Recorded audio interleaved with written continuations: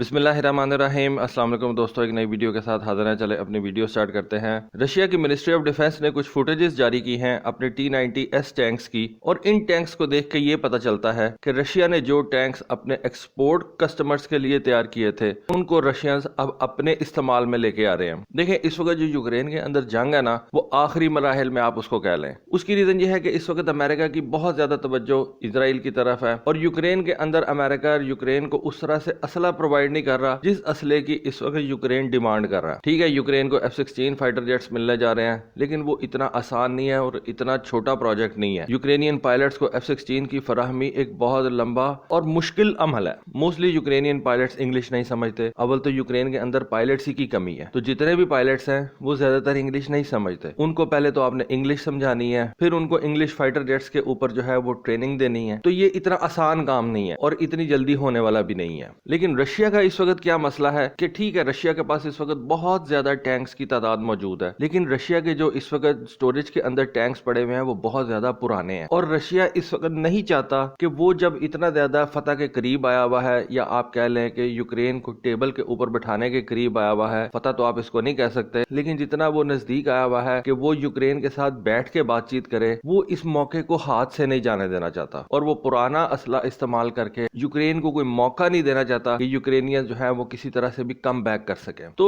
Russia نے جو tanks اس وقت مختلف ممالک کو سیل کرنے تھے، جن میں الجیریا ہے، ترکمانستان ہے، ویتنام وغیرہ ہے، ان ٹینکوں کو رشینز نے اب اپنے یوز میں لے کے آنا شروع ہو گئے ہیں۔ اب یہ بات ہمیں کس طرح سے پتہ چلتی ہے؟ کیونکہ جب رشیا کی منسٹری آف ڈیفنس نے اپنے کچھ ٹینکس کی فوٹیجز جاری کی تو ان میں دیکھا جا سکتا ہے کہ ان ٹینکس کے اوپر انگلش کے اندر جو ہے وہ چیزیں لکھی ہوئی ہیں۔ جو ٹینکس رشین اپنے خود کے لیے استعمال کرتے ہیں وہ اپنے ویپن سسٹمز کے اوپر اپنی لینگویج استعمال کرتے ہیں، جبکہ جو ایکسپورٹ کسٹمرز ہوتے ہیں وہ تو رشین نہیں سمجھتے۔ اب ویتنام والے تو رشین نہیں سمجھتے۔ انڈیا کے لیے جو چیز تیار کرتا ہے رشیا، انڈینز تو نہیں رشین سمجھیں گے نا۔ S-400 اگر انڈیا کو دے رہا ہے تو اس کے اوپر ان کو انگلش لکھنی پڑے گی۔ الجیرینز ہیں، ان کا تو رشین سے دور دور تک کوئی واسطہ نہیں ہے۔ تو رشیا کی یہ جو بیسیکلی ویڈیو تھی نا، یہ تھی T-90S ٹینک کے اوپر۔ جیسا کہ آپ کو پتا ہے کہ رشیا نے جو یوکرین کی جنگ کے اندر سبق سیکھے ہیں، اور خاص طور پہ ٹینک وارفیئر کے حوالے سے، وہ اس T-90S ٹینک کے اوپر انہوں نے ماڈیفیکیشنز کی ہیں، جس کے اندر انہوں نے اس T-90 ٹینک کے اوپر ایک کوپ کیج لائک آرمر جو ہے وہ لگایا ہوا ہے، اوپر ایک چھاتا سا جو ہے وہ لگا دیتے ہیں اس کے ٹرٹ کے اوپر۔ اس کے علاوہ اس T-90 ٹینک کے اوپر انہوں نے ایکسٹرا، یا آپ کہہ لیں کہ ایڈیشنل ایکسپلوسیو ری ایکٹیو آرمر برکس جو ہیں وہ انسٹال کر دی ہیں مختلف جگہوں پہ،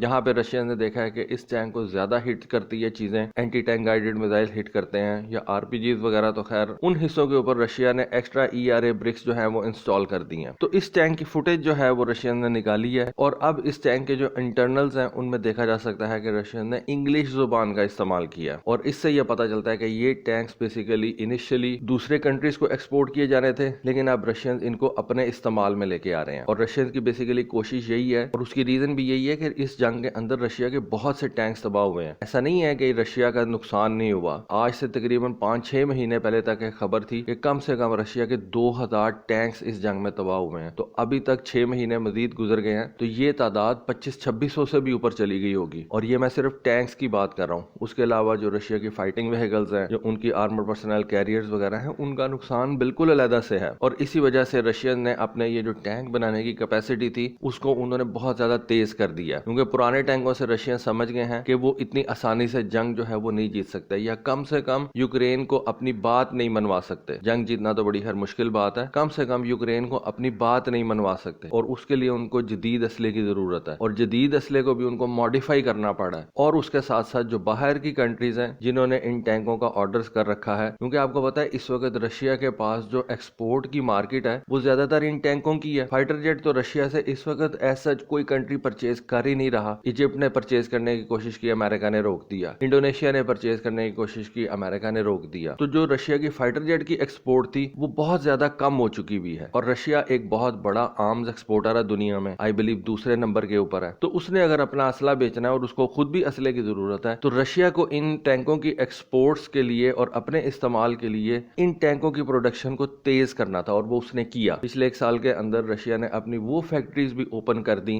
جو کبھی سوویت یونین ایرا کے اندر ٹینکس تیار کرتی تھیں، اور جو پرانی فیکٹریز تھیں ان کی کیپیسٹی رشیا نے جو ہے وہ ڈبل کر دی۔ میزائلوں کی پروڈکشن رشیا نے بہت زیادہ تیز کر دی تھی، ان کی پروڈکشن لائن جو تھی اس کو ڈبل کر دیا تھا۔ تو جنگ کے لیے آپ کو اسلحے کی ضرورت ہوتی ہے، رشیا کو بھی اسلحے کی ضرورت ہے، اور और उसने फिर अपने इन वेपन्स को एक्सपोर्ट भी करना है। तो ये सारा कुछ मिल मिला के अब रशिया जो है वक्ती तौर पे वो असला जो उसने एक्सपोर्ट करना था खुद के लिए इस्तेमाल कर रहा है, एक्सपोर्ट के लिए वो अपनी प्रोडक्शन को तेज कर रहा है। तो दोस्तों ये एक छोटी सी इन्फॉर्मेशन थी, सोचा आपके साथ शेयर करूं। होपफुली आपको आज की वीडियो, आज की इन्फॉर्मेशन पसंद आई होगी। कमेंट सेक्शन में अपनी राय से जरूर आगाह कीजिएगा। आज के लिए बस इतना ही। Thank you. Allah Hafiz.